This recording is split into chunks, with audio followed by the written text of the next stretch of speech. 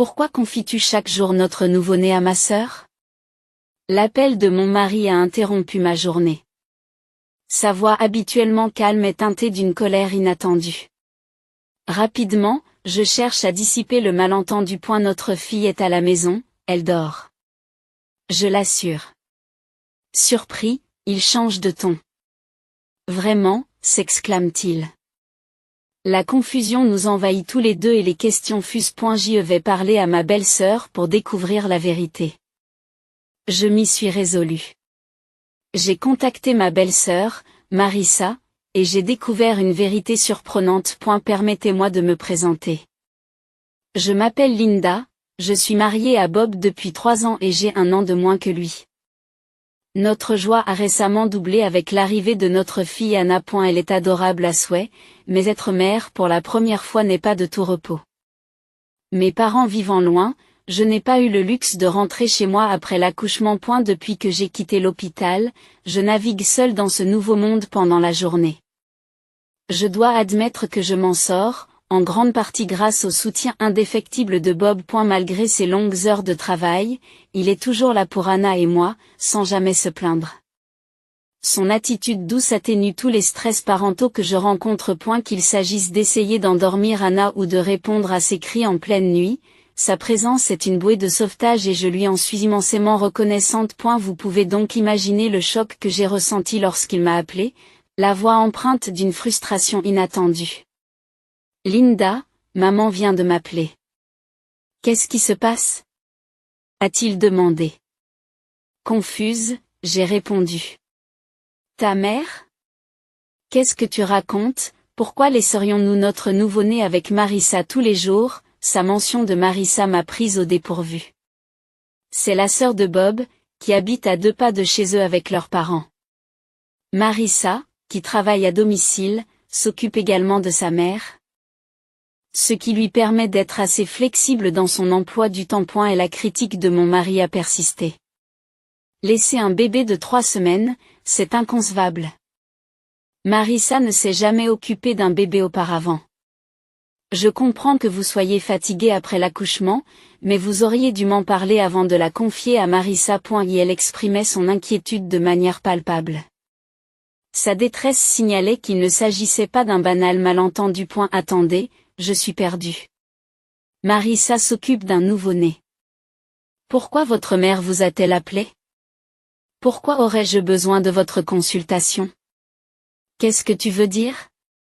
Laissez Anna avec Marissa. Comment ai-je pu faire ça? Ai-je rétorqué, complètement déconcertée. Cela fait presque 2 semaines. Marissa ne s'est pas plainte, ne voulant pas perturber votre relation, mais maman ne pouvait pas rester silencieuse, a-t-il précisé. Et la révélation de Bob m'a stupéfiée. C'était un récit dont je n'avais aucun souvenir, avec ma fille à mes côtés. Face aux nombreuses questions qui se bousculaient, j'ai donné la priorité à la dissipation de la confusion. Rapidement, je lui ai assuré que notre fille était à la maison, qu'elle dormait et qu'elle avait raison d'être avec moi. L'étonnement de Bob refait surface. Qu'est-ce que tu veux dire? Demande-t-il. Je suis aussi confus que toi. Honnêtement, j'ai suivi le conseil de garder les nouveau-nés à l'intérieur, donc à part les rendez-vous médicaux, je n'ai été nulle part. Je n'ai même pas visité la maison de ta famille, et cela fait un moment que Marissa est venue après la naissance d'Anna, ai-je précisé. Alors, à qui appartient le bébé dont s'occupe Marissa? Se demanda Bob à haute voix. J'aimerais bien le savoir. Pourquoi Marissa inventerait-elle pour s'occuper de notre bébé? Chaque question semblait s'enchaîner, nous laissant tous deux perplexes. Alors que le téléphone sonne l'heure de la pause déjeuner. Je prends une décision. Je dois parler à Marissa. Je veux comprendre pourquoi elle a pu concocter un tel mensonge. S'il y a un malentendu et qu'elle pense s'occuper d'Anna, c'est inquiétant. J'appellerai aussi maman, ai-je annoncé. Bob marqua une pause avant d'exprimer ses regrets. Je suis désolé d'avoir douté de toi. J'étais juste très inquiet pour Anna. Ce n'est pas grave. Tu t'inquiètes pour Anna, n'est-ce pas? D'ailleurs, quand je t'ai dit qu'elle était là, tu n'as pas douté de moi. Tu m'as fait confiance, je l'ai réconforté. Une fois notre appel terminé, je n'ai pas perdu de temps pour composer le numéro de ma belle-sœur. Marissa, tu as un moment? Je dois te parler de quelque chose, commençai-je. Linda, il faut que je te parle aussi, a répondu Marissa. Marissa et Bob sont proches en âge, c'est pourquoi elle a le même âge que moi bien qu'elle soit ma belle-sœur. Nous avons toujours eu de bonnes relations, et nous sortions même ensemble lorsque je sortais avec Bob. Je me demandais donc pourquoi elle n'avait rien dit à propos de cette situation. Je ne comprenais pas pourquoi elle aurait inventé une telle histoire. C'est le bon moment. Bob vient de me mettre au courant. Marissa, qu'est-ce qu'il y a à propos du fait que tu t'occupes d'Anna? Je ne l'ai confiée à personne, demandai-je, déconcerté. Et la voix surprise de Marissa a suivi, accompagnée du bruit des pleurs du bébé. Il semblait qu'elle s'occupait effectivement d'un nourrisson. En écoutant la réaction de Marissa, j'ai pris conscience de la situation. Marissa n'inventait rien. Elle croyait sincèrement qu'elle s'occupait d'Anna. Pour dissiper ses idées fausses, j'ai commencé à lui expliquer la vérité. Anna est ici avec moi, elle dort profondément. Je suis vraiment déconcertée par tout ça. Mais comment t'es-tu retrouvée avec un bébé, Marissa? Et pourquoi as-tu pensé que c'était Anna? Demandai-je, en quête de clarté. Marissa a répondu en éclaircissant la situation. La semaine dernière, papa m'a déposé un bébé. Il m'a dit que Linda avait l'air débordée, alors tu devrais l'aider avec le bébé. Cette révélation m'a laissé abasourdi. Puis Marissa a révélé un autre détail choquant. J'étais terrifiée parce que je ne m'étais jamais occupée d'un bébé. Je n'avais pas de nouvelles de toi, Linda. Et quand j'ai envisagé de t'appeler, papa m'a prévenu, si tu contactes Linda, elle va se stresser. Et un peu de considération pour ta belle-sœur. J'ai mes propres responsabilités, même quand je suis à la maison. Et il semble que la tromperie de mon beau-père soit à l'origine de ce chaos, mais l'identité de l'enfant dont Marissa s'occupait n'était pas claire. Pensant qu'une confrontation directe avec mon beau-père pourrait dissiper la confusion, j'ai demandé s'il était à la maison. Malheureusement, il est absent pour le moment. Ces derniers temps, il rentre tard dans la soirée, prend l'enfant dont Marissa s'occupait en disant qu'il la rendra à Linda, puis repart. Il revient généralement au bout de 20 à 30 minutes, explique Marissa. Frustrée par les manipulations de mon beau-père à l'égard de ma fille et de moi-même, je me suis sentie obligée de prendre la situation à bras-le-corps. Je comprends. J'en discuterai avec Bob, mais nous pourrions nous voir ce soir. J'ai pris ma décision avant de mettre fin à l'appel. J'ai rapidement envoyé un courriel à mon mari, lui expliquant en détail ce que j'avais appris de sa sœur. Je lui ai suggéré de poser directement la question à papa. Lorsque Bob est rentré à la maison, nous nous sommes donc rendus chez mes beaux-parents. Pendant le trajet, Bob a raconté sa conversation avec sa mère. Celle-ci était également bouleversée de découvrir que l'enfant qu'elle croyait être son petit-fils ne l'était pas. C'est un choc important, n'est-ce pas? Je n'avais pas imaginé que la première réunion de famille d'Anna se déroulerait ainsi. C'est une situation assez compliquée, a-t-il expliqué.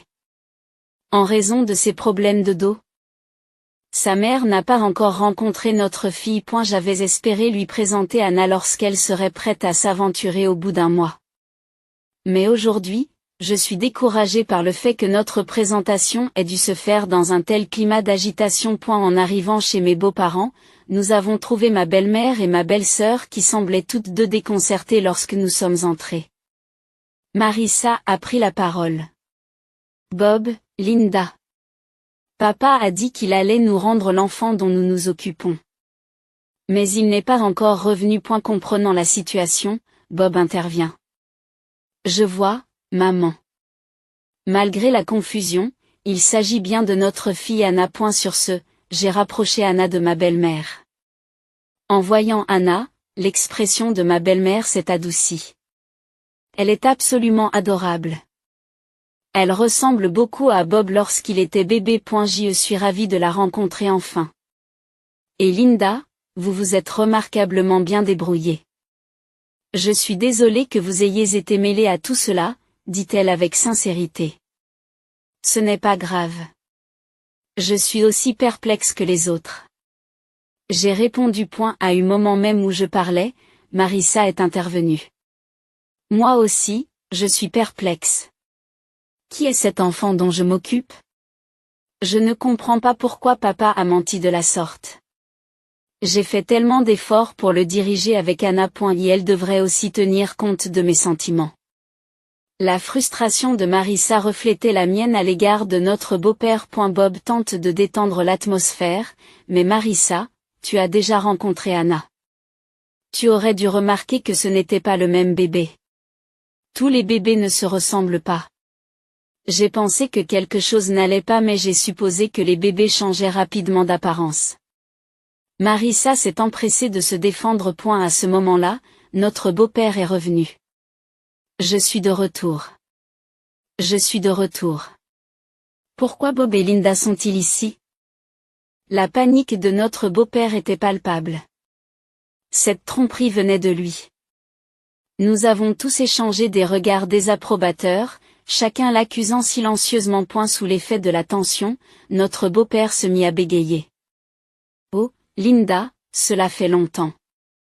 Qu'est-ce qui t'amène ici? As-tu oublié quelque chose? Il tente de détourner l'attention. Se tournant vers Marissa, il ajoute, Marissa, qu'est-ce qui se passe? Marissa, que se passe-t-il? Je t'ai demandé de vérifier si tu n'avais pas oublié quelque chose. Je cède à la colère face à la manipulation de notre beau-père, qui utilise mon nom et celui de ma fille dans sa tromperie et rejette ensuite la responsabilité sur Marissa. J'ai instinctivement serré ma fille contre moi, sentant la tension rayonner dans la pièce. Mon mari et ma belle-sœur partageaient le même sentiment, les poings serrés de frustration. C'est moi qui ai rompu le silence, la colère transparaissant dans ma voix. Mort, sérieusement? Tu dis vraiment ça? C'est inacceptable, même pour toi. Qu'est-ce que tu veux dire par là? Mon beau-père semble surpris par l'intensité de mon ton. Mon mari et ma belle-sœur se sont fait l'écho de mes sentiments, exigeant des réponses. Papa, explique-toi. Linda n'a jamais laissé Anna à qui que ce soit. Pourquoi inventer un tel mensonge? Il doit bien y avoir une raison pour que quelqu'un s'occupe du nouveau-né d'une étrangère. C'est exact. Tu m'as manipulé pour que je m'occupe d'un enfant. Qui est ce bébé? Je suis terrifiée, même si c'est celui de mon neveu, et encore plus celui d'un étranger. Je ne le tolérerai plus. Marissa est intervenue avec une conviction rapide. Mon beau-père est resté sans voix. Tandis que nous trois, nous continuions à le fixer du regard, exigeant la vérité. Mais la réaction de ma belle-mère a été différente. Elle est devenue pâle et a murmuré, « Non, ce n'est pas possible. » Tu n'es pas encore avec elle? Ces paroles nous ont laissés, mon mari, ma belle-sœur et moi-même. Stupéfait. Mon beau-père a commencé à transpirer, feignant l'innocence. Qu'est-ce que tu racontes? De quoi parlez-vous? Il bégait, tentant de détourner l'attention. Mais mon mari, d'ordinaire si calme, a atteint ses limites. Papa, arrête de jouer la comédie. Tu as toujours joué les idiots. Tu crois que tu peux nous tromper? Nous savons que tu as menti sur tout. Dis-nous la vérité. Attendez, Bob, calmez-vous. J'ai essayé d'intervenir. Mais mon mari a persisté, papa. Tu as manipulé Linda et Anna pour couvrir ta tromperie. Et tu dois des excuses à Marissa. S'occuper d'un nouveau-né est une responsabilité monumentale, même s'il s'agit de votre propre enfant. Imaginez à quel point cela a dû être accablant pour Marissa, qui n'avait jamais eu l'expérience de la parentalité auparavant. Une fois qu'il a commencé, mon mari n'a pas pu arrêter sa tirade. Malgré toutes les excuses que notre beau-père peut invoquer, mon mari reste inébranlable. Réalisant peut-être qu'il ne pouvait plus se dérober à la vérité, mon beau-père a parlé doucement, puis il a avoué l'incroyable vérité. Cet enfant est le mien. À cet aveu, l'élan de mon mari s'est dissipé, sa bouche est restée ouverte, incrédule. Marissa et moi sommes restés muettes. C'est ma belle-mère qui a crié le silence. Sa voix tremblait, ses yeux étaient remplis de larmes. Je le savais. Tu es toujours avec elle. J'ai eu la bêtise de te pardonner avant. Avec elle, demande mon mari, perplexe. En réponse, le teint de notre beau-père pâlit encore plus. L'ignorant, ma belle-mère poursuivit. Il a eu une liaison. Cela s'est passé au moment où vous vous êtes mariés, il y a environ 3 ans. Il m'a promis de ne plus jamais recommencer et je lui ai pardonné. Mais maintenant, c'est pourquoi j'ai pensé qu'Annabor ressemblait à Taba. Elle est sa chair et son sang, après tout. Je pensais qu'elle était ma vraie petite fille. Incapable de contenir ses émotions plus longtemps. Ma belle-mère fondit en larmes. Le fait d'être témoin de sa détresse n'a fait qu'attiser ma colère envers mon beau-père. Mon mari a retrouvé son calme et s'est déchaîné sur son beau-père. Tu es méprisable, papa. Non seulement tu nous as trompés, mais tu as trahi maman 2 fois. Comment as-tu pu t'abaisser à ce point? L'explosion de Bald est suivie de la réponse incrédule de Marissa. Que entendez-vous par mon enfant? Tu plaisantes? Tu as eu un enfant avec ta maîtresse et tu me l'as laissé? Je n'en reviens pas. Comment as-tu pu faire quelque chose d'aussi ignoble? Je ne veux plus jamais voir ton visage. Malgré les remarques cinglantes de ses propres enfants, notre beau-père s'est contenté de rire et de dire, calmez-vous. Nous ne pouvons rien faire contre ce qui s'est déjà passé. La maîtresse ne voulait pas m'épouser ou quoi que ce soit de ce genre. Elle n'avait tout simplement pas d'argent, alors elle a dû travailler.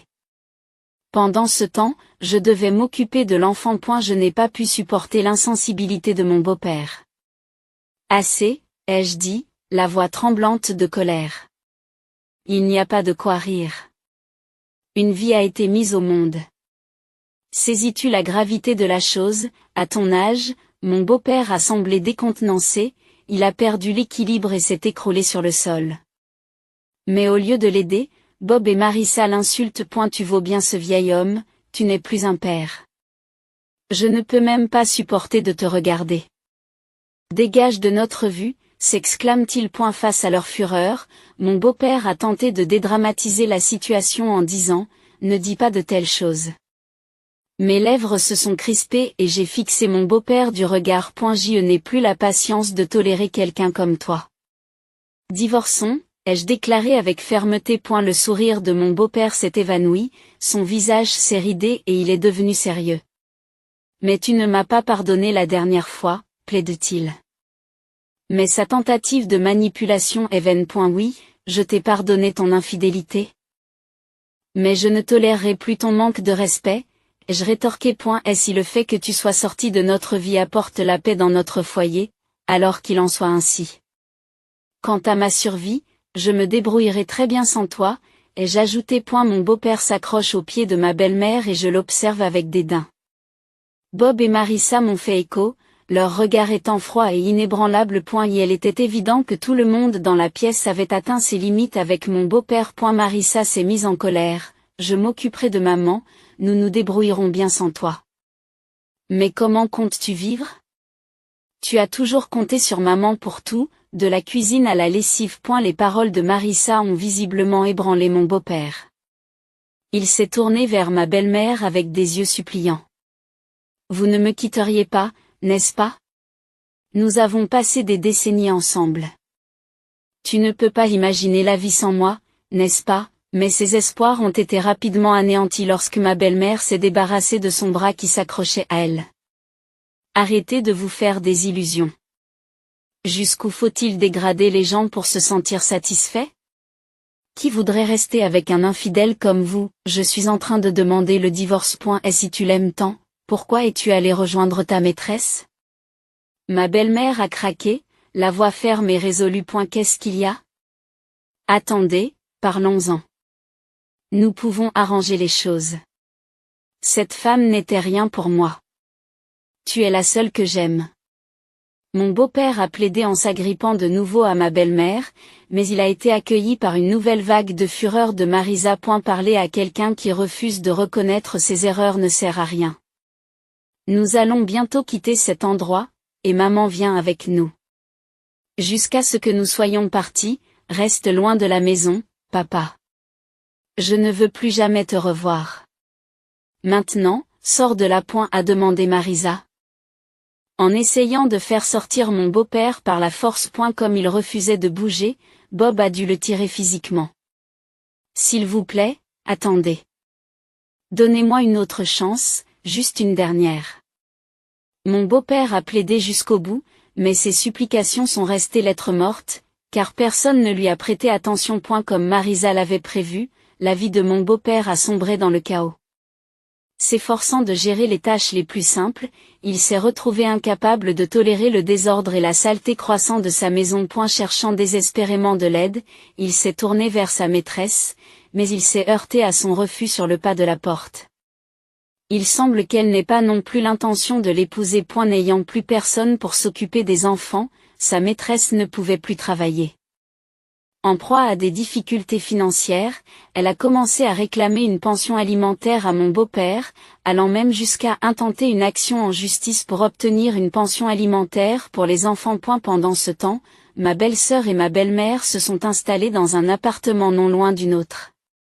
Plus d'un mois s'étant écoulé depuis la naissance d'Anna, j'ai commencé à leur rendre visite plus fréquemment, accompagnée d'Anna. J'ai maintenu ma relation amicale avec Marisa, faisant comme si rien n'avait changé, et mon lien avec ma belle-mère est resté fort. À l'avenir, je suis déterminée à élever ma fille du mieux que je peux, avec le soutien de mon mari, de ma belle-sœur et de ma belle-mère.